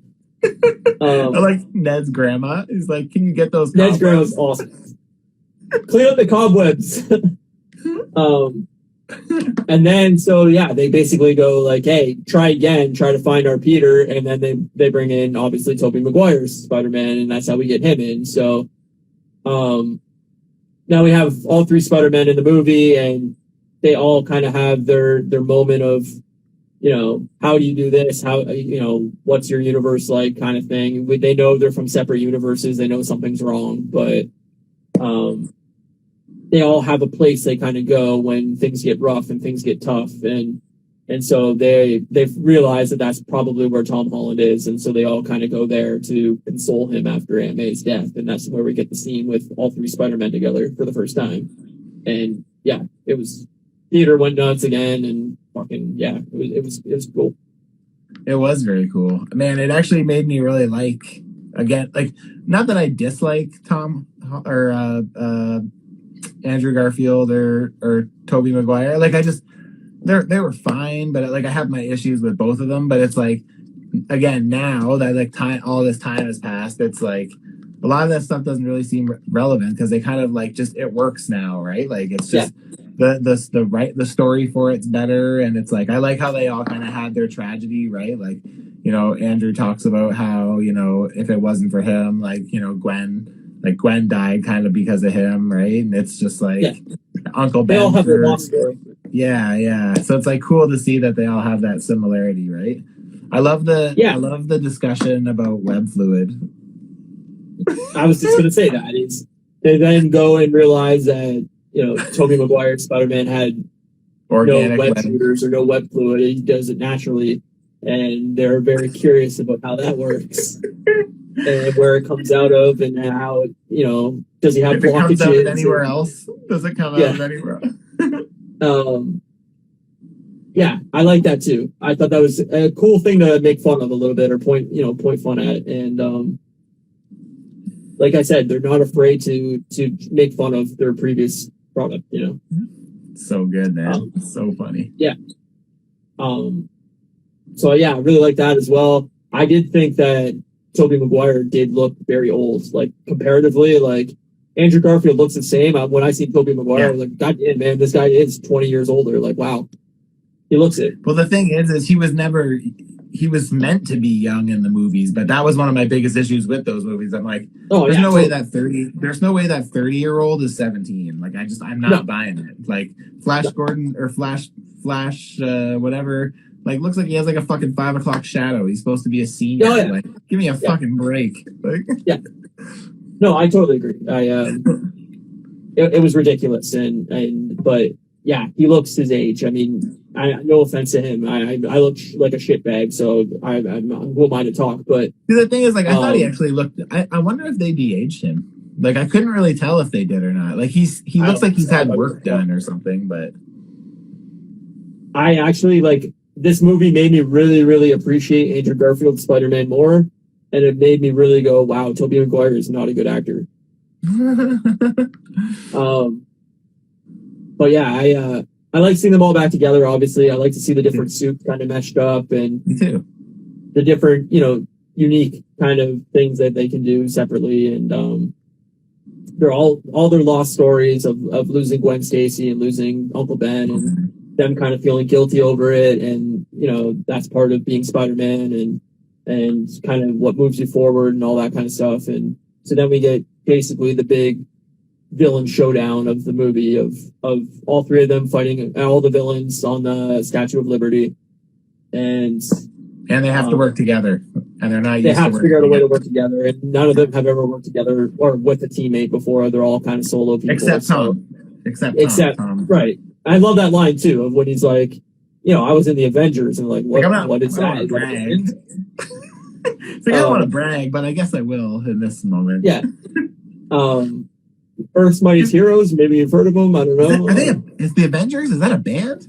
Yeah. Yeah, it was great. Are you in a band? Yeah, that line was great, and them not knowing that would make sense. And obviously, they just don't have that in their universe, and that's cool. But yeah, then they basically figure out a way to work together and start healing all the villains like they had plans. And as they do, Doctor Strange is kind of working on a spell to close the massive amounts of like universe tears that are happening in the sky, basically to bring in all these other worlds and universes, which I wish they would have done more with that. That was a big kind of complaint. They kind of show shadows of these things on the like outskirts of the tears, but you can't really make out of it who any of them are. I really liked your thought about it. Maybe like that could be where mutants were introduced, because I was like, that's a really cool. That'd be a great way to do that, right? Yeah, no, I really wish that would have been a thing, or they would have showed at least some of the shadows pouring in, and then like you didn't really see like who they were necessarily, but like just saw that like a lot of things were coming into the universe, but we never really got that. Like it was just basically them standing on the outskirts of the tear, and then like Doctor Strange trying to close all these tears. But I mean, this is another thing I would kind of want to talk to you about is like, do we think that things got through, or do we think that that's the end of it? Like, I don't really know where to go through with it. I'm sure that something will have come from that, because the thing is like, even in this movie, we got these 5 villains that came from that, right? Where it's like they all of a sudden show, like, they managed to slip through, even though he kept it under control, right? So even though by the end of this he gets it under control, I'm sure there's something that lingers. But we also send them all back. I know, but and that's what I mean. It's like, who's to say that it didn't happen again, though, where everything might have got put back, but then maybe a couple got left, maybe on a technicality or something, right? Like, yeah. So Awesome Row in the comments says definitely saw a rhino silhouette in the tears. Interesting. I didn't notice that personally, but like that wouldn't surprise me. The fact that he wasn't in it at all, like that would be a good call. I really was hoping that we would have seen like Wolverine's claws or something like that. Like just something iconic that not necessarily showing Wolverine, but just a shadow and like claws sticking out or something like that. Out there? Yeah, I thought that would have been really cool. Like just something along those lines of like, oh, the mutants are here, or Fantastic Four, even something like that. Like just something that showed things pouring in from other universes. Now, obviously, you have to recast all those roles, and that makes it kind of you can still make them story-wise. The thing is you could make a Fantastic Four coming in as a silhouette, so you can't tell who it is. You could have a stretchy arm. But I'm saying if they're coming in from other universes, then they're the other versions of those characters. So, gotcha. Yeah. to recast those roles wouldn't really make sense. Like, oh, they poured him from another universe, but now instead of Hugh Jackman's Wolverine, it's whoever actor. I can't think of a name of anybody. Just Sam Jackson's Wolverine. Carrot Top. Carrot Top's Wolverine, yes. Spider Sense, Peter Tingle were also visible when Peter was in his astral form. Yeah. So that was funny. I think there was something to do with that too. That part was so funny when Doctor Strange is trying to take the box from him when he's like out of his body and he's still like, yeah, his arms all sliding around. Yeah. Anyway, so we get the end of the movie. He heals most of the villains, except for Goblin, and he basically figures out that we get that like moment that he's beating the shit out of Norman. He's just about to kill him. Basically, he's ready to kill Norman with his glider, and Toby stops him, and basically tells him like, "Hey, that's not the way to do it. Like, you saved him. You don't need to be that guy," kind of thing. And basically, the way to send these all back to their universes and end this whole thing is that he has to make everybody forget that he's Peter Parker, and nobody can remember who he is. He has to rewrite history, and nobody knows who he is. So that means everybody he knows, everybody he loves, is not going to even know who he is anymore. But it's the only way to reverse this spell and send everybody back. And so he basically makes that deal, that sacrifice of, I'd rather lose the people I love and save the universe than be selfish and keep MJ for me or Ned for me or so on and so forth. Mm-hmm. So yeah, Doctor Strange does it, and we get that kind of sad moment between him and Ned and him and MJ, and MJ telling him she loves him, and Ned crying and all that, and then bam, the spell's done, and they forget who he is, and they all kind of return to their normal life, but not knowing who he is.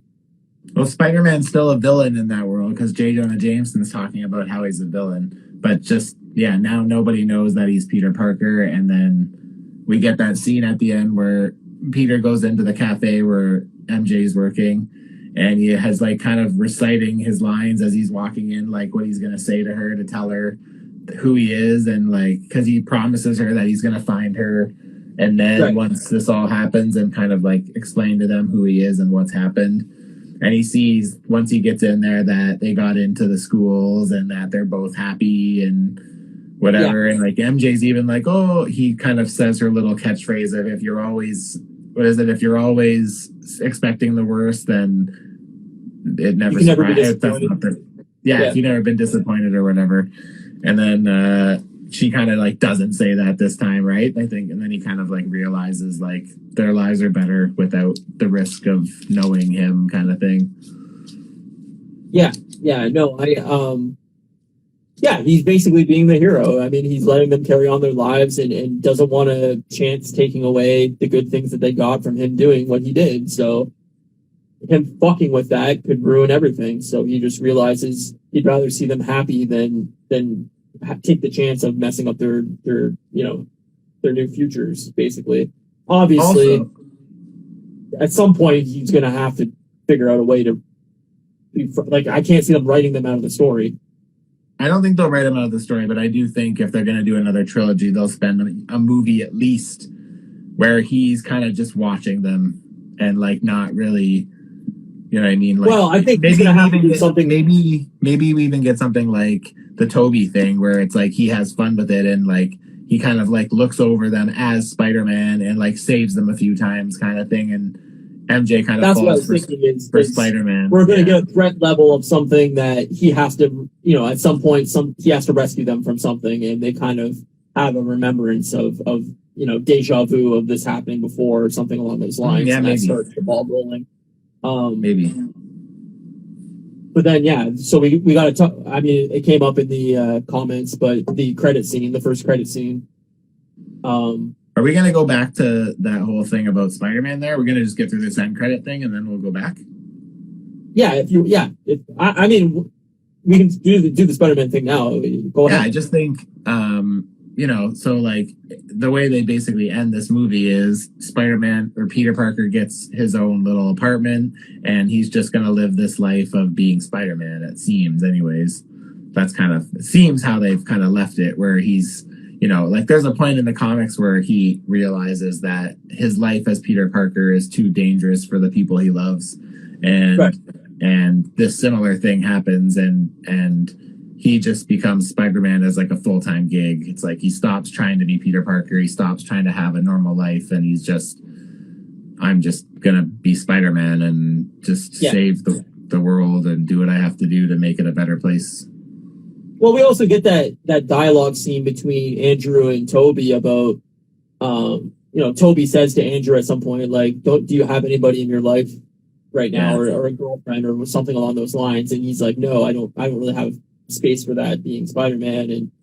And he goes, you, Toby, and Toby's kind of like, yeah, it took some trial and error, and it takes a lot of work, but like I'm making it work kind of for me in a way. And I think that's just alluding to, like, yeah, there's that dynamic of having nobody, having somebody, kind of having somebody, and having lost them. Like, there's a middle ground at some point that he's going to have to find, and they're kind of showing the counterbalance between the other two Spider-Men for Tom. I also think that this could be possibly a way of introducing Gwen Stacy in some form of he can't get MJ back without fucking up his, her life or Ned's life. And so unintentionally he meets a new girl and he kind of is like, well, to protect MJ, I kind of just got to move on with my life. And, maybe he starts dating Gwen or they could bring in another character of some sort or whatever romantically. They could bring in Felicia, Black Cat, but sure. He unintentionally falls for this new girl and then my dog. But then, maybe the ball starts rolling of MJ remembering, and then he has that juggling two girls dynamic of how do I do this? I think the only reason they won't do that is because if they all of a sudden introduce him to like put another love interest in his life, then it's like he once again hasn't really learned anything, because it's kind of like it just because it's not MJ, now it'll be Gwen who's at risk, right? So it's like I kind of feel like the thing that I kind of like about this is like I felt like at the end of this, the way they wrapped it was like we've pretty much spent 3 movies of Peter thinking he was right, overstepping, failing miserably, and causing a chain reaction of terrible things happening, and then him having to find a way to fix it. That's literally, it was the first movie, it was the second movie, and now it was this movie. And like I feel like with us starting a second trilogy of Spider-Man movies in the MCU, I feel like this is a turning point for Andrew for Tom Holland's Spider-Man. And I feel like I think like all the tropes that we've kind of leaned on thus far, like even at the end there when he's swinging in that new costume that he clearly made, it shows a sewing machine and just fabric. I feel like that's a way of shedding that whole Tony Stark Jr. kind of thing. He doesn't have his tech anymore. He doesn't have anything that's going to be able to help him like that, or nobody to help him because no one knows him. Like he literally is kind of taking the step back into like the traditional Spider-Man that we kind of know. And like, I feel like it would be silly to immediately, or even a movie into it, step backwards. Like, I feel like now we can move forward with the character. He's done school. Now we can focus on like an era of like Spider-Man being Spider-Man. And then maybe we sprinkle in Spider-Man realizing that he misses the element of Peter Parker. And then the new thing is trying to fit being Peter Parker into being Spider-Man rather than being than the opposite. Like, might be an interesting dynamic to look at as we watch him kind of like age out of school, right? So yeah, no, and with Happy forgetting who he is, like we definitely have lost all the Stark dynamic of you know, that has to be out the window. There's no like real take back on that. So nope.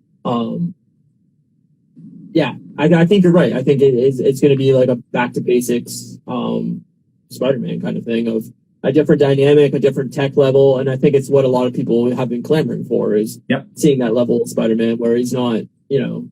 It seems like that's the biggest frustration with MCU Spider-Man is that it's Tony Stark Jr. And I think we've had this discussion, but it's like, I understand why they did it, because A, they kind of had to shoehorn him into Civil War without a lot of notice. Right. And then B, it's like Tony is the biggest thing in the MCU. So it's like, why wouldn't you tie them together? Like, especially if you want to make like a good impact on Spider-Man after Amazing Spider-Man movies kind of left everybody like, on it, you know? Yeah. Yeah. It was like a safe option, and like it just so happened to like work for some and backfire for some too, right? Yeah, yeah.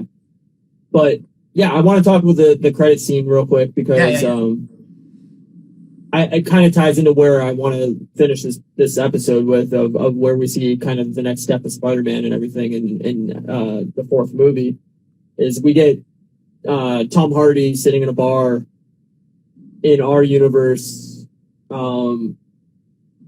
basically talking to the bartender about all the crazy shit that's been going on, and he's talking about villains and shit, and Tom Hardy's questioning, with Venom's voice in his head of like, what a weird dynamic this kind of world is or universe is.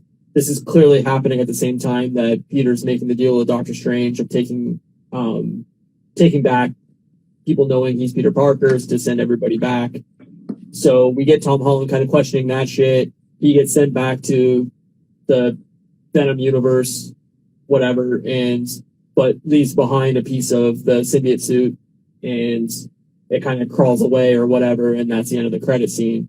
Yep. So, I mean, A, thoughts on that, I guess, but B, I assume that just basically means we are getting the Venom movie or whatever in the next Spider-Man movie. Like, I don't know how you have that as the end tag and then don't carry on with it. I definitely think what I took away from that was I'm watching it and I'm like, ugh, fucking hate this Venom, so stupid.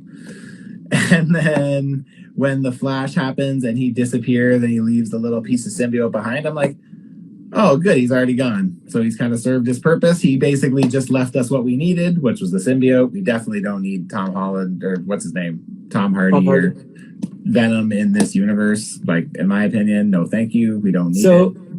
It's kind of what I said earlier, is it's funny that Disney's kind of shitting on all of Sony's universes, right? Like, Sony sets this up as the kind of huge cliffhanger from Venom 2. Venom's in our universe now. He's in the MCU. And then Disney fires right back with, no, he's not. No, we don't want him. We just want his suit. Thanks. Yeah. So I think that's kind of a weird thing to do, of kind of like, you just put this movie out. They, kind of hit the volleyball over the net, and fucking Disney spikes it back. Like, no, thank you. Return to sender. I don't know. I find that kind of weird. Not that I was upset by it, because I agree with you. Like, we don't need Tom Hardy's Venom in this universe. Like, it's just, it doesn't fit tonally. It's not very well done. No. We don't really need the Venom movies as part of the MCU in any way. Like, the thing is, they are kind of now canon, but they're not. But not, yeah. So the thing is like, you have to remember that in the comics, Eddie Brock isn't the only person that's worn the symbiote. So, like, the guy, Matt Gorgon, who has been introduced in the MCU, that's the Scorpion reference they had in the first the first after credit thing in Homecoming. Right. So he's worn the suit, and so has Flash Thompson as well, worn the suit. So, like, especially with Flash he could potentially be salty about something with Spider-Man, or be obsessed with Spider-Man, and you know what I mean? Like, so, maybe we see Flash get it, and like that becomes a dynamic, right? But I honestly don't see us getting an MCU Venom. Like, I think we'll get a black costume Spider-Man, and if I had to guess, we'll probably start the movie with him, like the next Spider-Man movie with him being like your friendly neighborhood Spider-Man, and then something happening where, like, again, he starts to get the anger, where he starts, that's what I wanted to bring up. Yes, and then the black suit comes in, and all of a sudden it becomes like a big thing, right? Where it like plays off his anger, and like I definitely think that's where we're going. I want to take that 2 steps farther.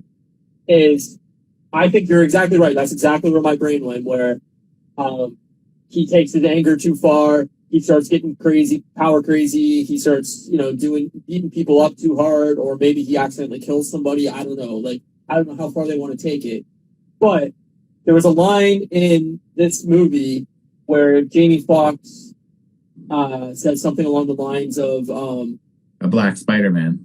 the Black Spider-Man is maybe in one of these universes the Black Spider-Man exists or something like that. And we get the dynamic of Aunt May running the like the homeless shelter or whatever it is that she runs there at East. And I don't know, like I'm not super familiar with the Miles Morales comics and everything like that, but in the video game, the PlayStation game, like Miles' mom runs Feast. Oh, so I kind of feel like maybe now with Aunt May dead, they start bringing in the dynamic of Miles' mom taking over Feast, and then we get introduced to Miles, and then Tom Holland's Spider-Man's out of control or whatever. Miles has the power, and this is how they introduce Miles into this universe. Is like, but Miles we need a friendly Spider-Man. Well, Miles has already been introduced into this universe, though. But like not really. Like, but I mean, we already have his background. Like, I get what you're saying, and that does make sense. But it's like, it wouldn't be any more weird than them saying the kid in Iron Man 3 is Peter Parker. But it's just like, when we get to meet Donald Glover as like that low-level villain in Homecoming, like that's Miles' uncle, and he mentioned, he said, I have a young nephew, and whatever, I wouldn't want him to get these weapons or whatever. I don't remember exactly what he says, but yeah, no, in the Miles Morales video game that just came out last year, Miles' uncle is like a villain in the game. Like, he's Prowler. Yes, so like that's the whole dynamic of the game is oh, okay. You don't really know whether part of the beginning of the video game, like he doesn't know his uncle's Prowler, and then his uncle knows that he finds out. Well, he knows that he's Spider-Man or whatever, and then it's dealing with that dynamic. But then it also Prowler's kind of a not a good guy, not a bad guy, and Miles dealing with that. And then at the end, his uncle kind of helps him or whatever. But bringing in that dynamic into the universe of Miles trying to be like the good Spider-Man while Tom Holland's being like the evil dick Spider-Man or whatever like that. We need that neighborhood Spider-Man back. I think that's an easy way to introduce, the symbiote suit kind of thing, the getting Miles Morales as an actual character in this universe. And then you bring that forward into Spider-Man 5 of like, Miles is the main character. We have two Spider-Men in this universe, and that dynamic of basically him becoming the mentor to a new Spider-Man, and maybe him thinking like, this is my out of coming back into Peter Parker existence of I don't need to be Spider-Man anymore. There is a Spider-Man now. Like I can have what I needed in my life of having a relationship and having friends and me bowing out kind of thing. Yep. So totally. I think that's kind of where the storyline can go. There's no way that we're going to get through another 2 Spider-Man movies without having Miles introduced somewhere. There's no way. Like, Miles is too big of a character. Plus, it again, it adds to the diversity of the cast, right? He's not only black, but he's black, and his mom is Spanish. She's like, that's not the right word, but she's I don't know. I can't remember the nationality, but like. She's, so it's like he comes from a mixed family, right? So so there's and his dad's a cop, and his dad's a cop. There's a lot of like cool little story elements that they can tie into this. Mm-hmm. And diversify the cast and absolutely kind of bring in a new dynamic into the after 8 Spider-Man films, like they need that different dynamic. So I agree. That's where I really saw the whole thing going is like Miles, his uncle, Prowler. The symbiote suit and all that kind of making up the next film, and then you can slowly build that out into the next trilogy of kind of the Miles trilogy of like Miles becoming the new Spider-Man and Peter kind of dealing with power and dealing with being a mentor and dealing with not having a personal life and a separate thing. And then the second credit scene is basically just a trailer for Doctor Strange, which is cool. Which we have talked about previously of why they don't do trailers at the end of like some of the Marvel series or some of the Marvel movies. Is like, why aren't you pimping the next movie with a trailer? Why aren't you pimping the next show at the end of the last show with a I trailer? bet you this becomes a more regular thing. Yeah. So I thought that was cool. I liked it. Yeah, me It too. looked cool. It does look really good. I'm definitely getting hardcore what if Doctor Strange vibes from that movie. Like, I feel like there's a relatively good chance that we're gonna see Dark Universe Doctor Strange, the one that is in the What If series, as the villain for. But it was cool. We got to see Shumagorath. That's that big eye monster with the tentacles. That was pretty cool. We got to see America Chavez, who is an alternate reality or an alternate timeline Captain America, who's a Latina American. And I've also heard rumors that we'll be seeing Captain Carter in that movie as well. Nice. Plus we get Wanda. Plus we're gonna. Yeah. It was cool to see. What's that guy's name who plays Baron Mordo? It was cool to see him back. That was pretty cool. Yeah. No, I thought it looked really cool. I think it's interesting that they didn't put a date in it at the end of the trailer because clearly they're worried about COVID. Yeah. But yeah, no, I think it's I don't know. It made me excited for it. I was like, yeah, it's 6 months away, but I'm ready. I can't wait. Yeah, me too. Bring it on any day now. Like the thing is like again, like the first Doctor Strange movie's okay, but it's like really to me, I'm not saying I don't like it. I do like it. It just suffered from the usual tropes. But like where I felt Doctor Strange really shined was Infinity War and Endgame. Like that was the part where I saw him and I was like, I would love to see more of this because it's like it's fucking awesome. Like it's visually nice. Well, that's why I love the first Doctor Strange movie is the visuals. Like it was basically Inception, the movie, but with which Doctor we got Strange, a lot of in this too, in Far From Home or No Way Home or fuck these. The folding of the universes, the mirror universe, like all that stuff is I don't know. I love the visuals of that. I love the trippiness of it, and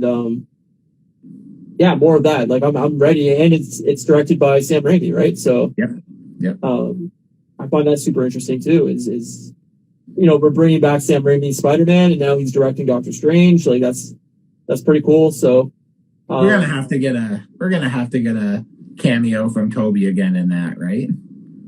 I think down the line, I think they could bring them back. Like I said, I don't know in multiverse, just because it's Sam Raimi. I don't think. I mean, it wouldn't surprise me if. I mean, definitely.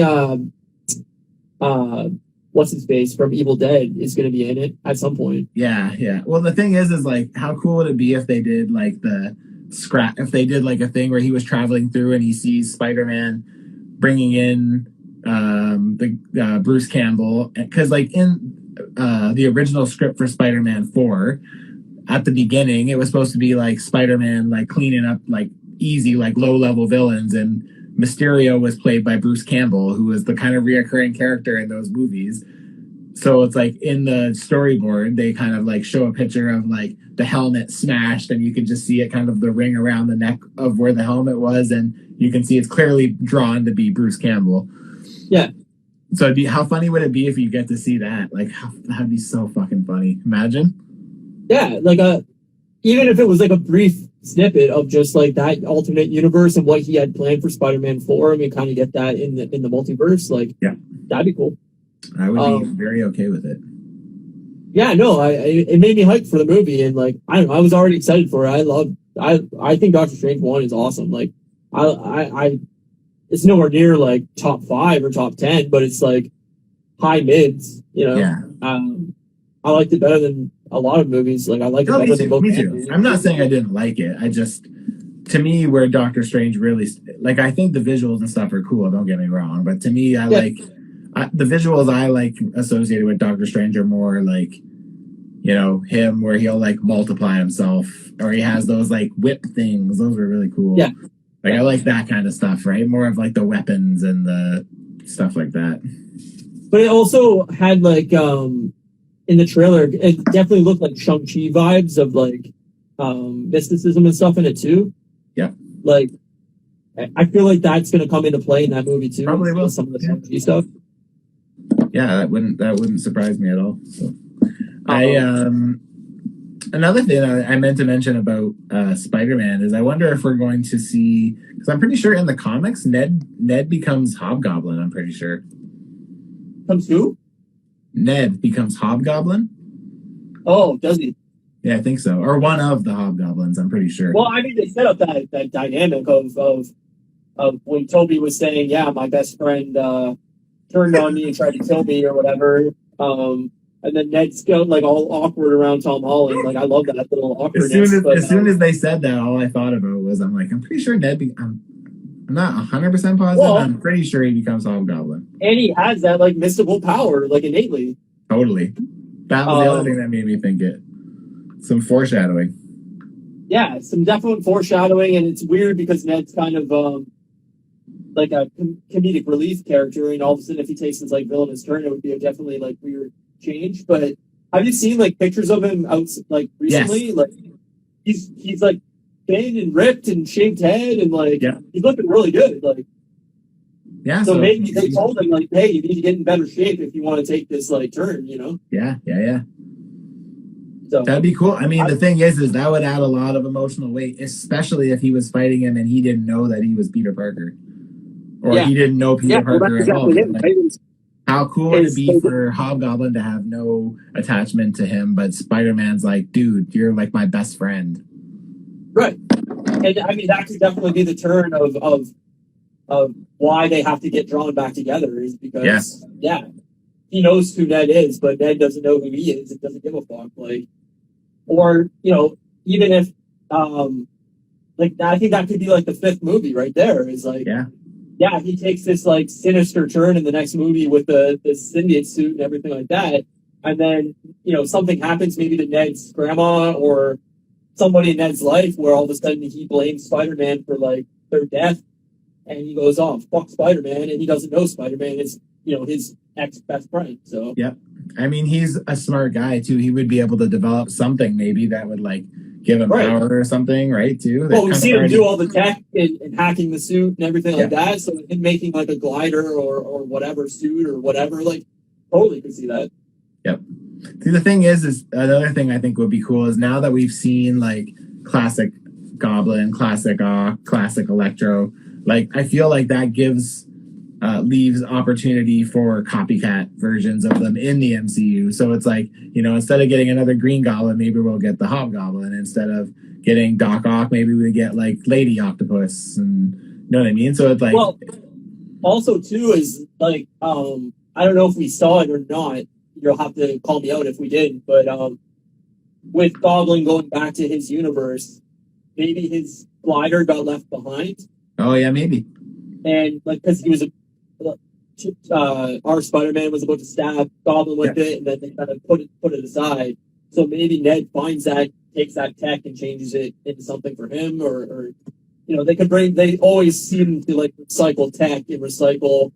You know, that was the whole basis of Spider-Man 1 was you know, taking all the the Stark tech from the Avengers movie and make Vulture suit out of it. So you know, that dynamic could come back and be used in some way, and boom, you know, you have the new villain.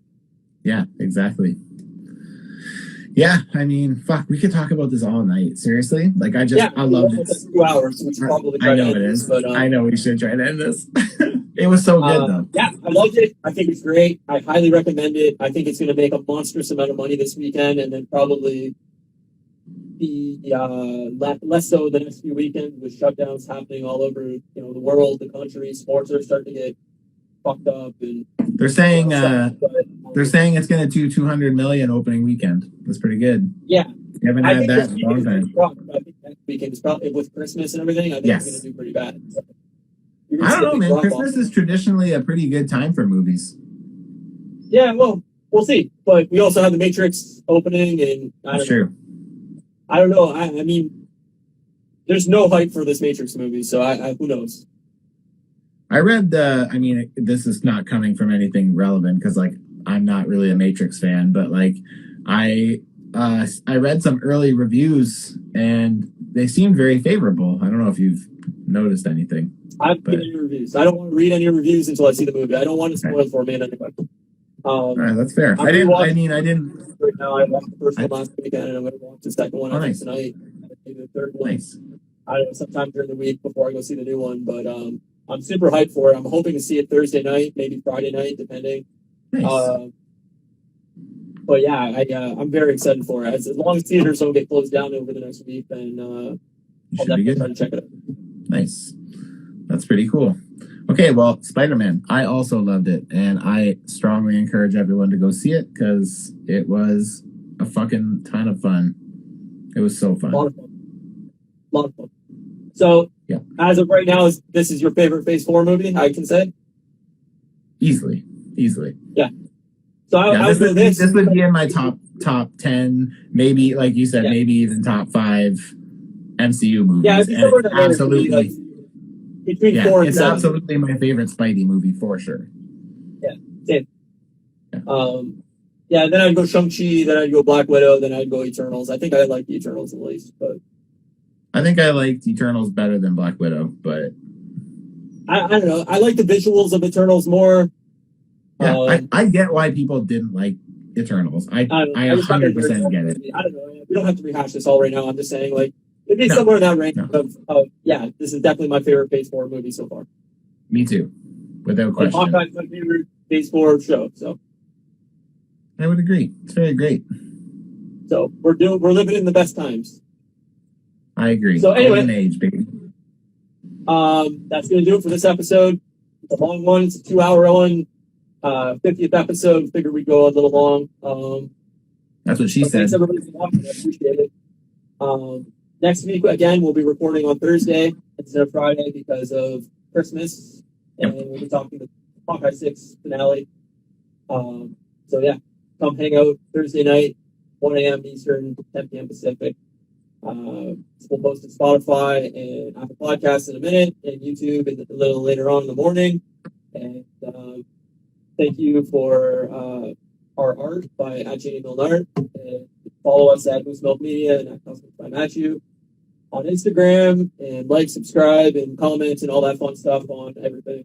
And that's it. That's it. That's all she wrote, all right. baby. I'll see you next week, buddy. All right, man. You have a good night. Bye, everybody. Peace out. Buddy. Bye.